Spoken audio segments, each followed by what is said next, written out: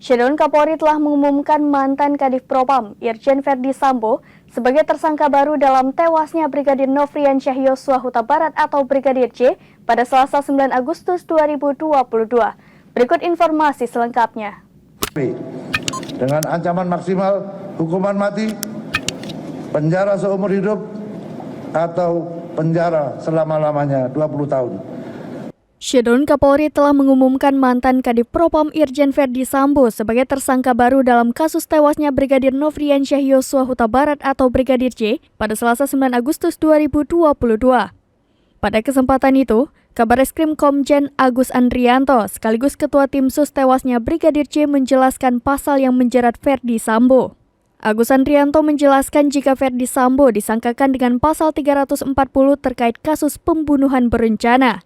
Berdasarkan pemeriksaan keempat tersangka menurut perannya masing-masing, penyidik menerapkan pasal 340 subpasal 338, jungto pasal 55 dan 56 dengan hukuman maksimal hukuman mati, penjara seumur hidup atau penjara selama-lamanya 20 tahun.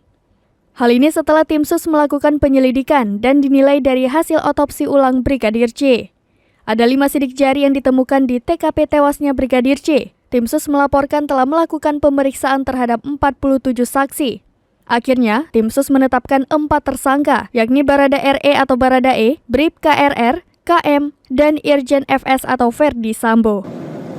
Barada RE telah melakukan penembakan terhadap korban. Tersangka RR turut membantu dan menyaksikan penembakan korban. KM turut membantu dan menyaksikan penembakan terhadap korban.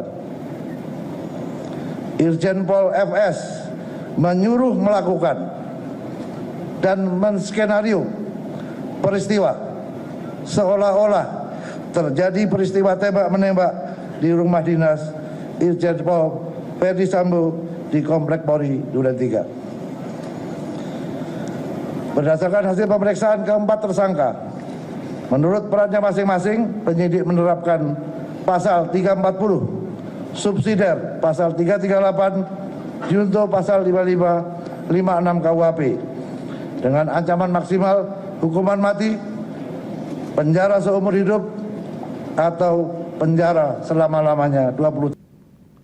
Demikian informasi terkini. Shadowon saksikan terus berita lainnya di kanal YouTube Serambi On TV, website dan Facebook serambinews.com.